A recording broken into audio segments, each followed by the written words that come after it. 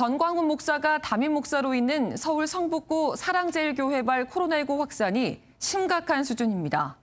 이 교회에서 지난 12일 코로나19 첫 확진자가 나온 이후 어제 하루 138명이 추가돼 누적 확진자는 일주일도 안 돼 457명으로 늘었는데요.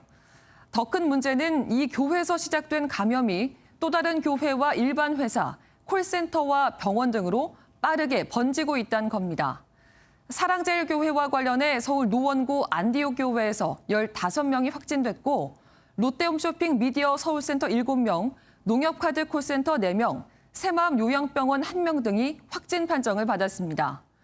또 이 2차 전파가 수도권을 넘어 전국적으로 이뤄지고 있어 방역당국을 더욱 긴장시키고 있는데요.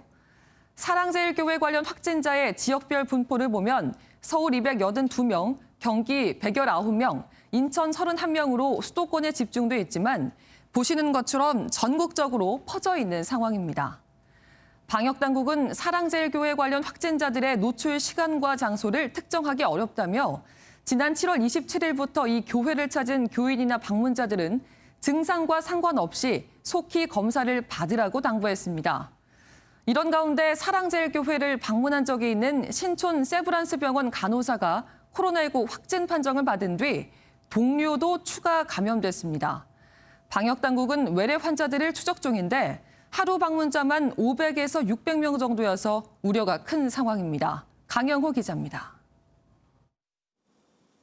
서울 신촌 세브란스 안과 병원에서 2명의 코로나19 확진자가 나왔습니다. 그제 간호사 1명이 확진된 데 이어 같은 층에서 근무하는 동료 직원 1명이 추가 확진됐습니다. 최초 확진된 간호사는 지난 9일 성북구 사랑제일교회를 방문한 뒤 다음 날부터 닷새간 무증상 상태로 근무한 사실이 확인됐습니다. 해당 간호사의 확진 소식이 전해지며 안과병원은 폐쇄됐고 예정된 진료와 수술은 모두 취소됐습니다.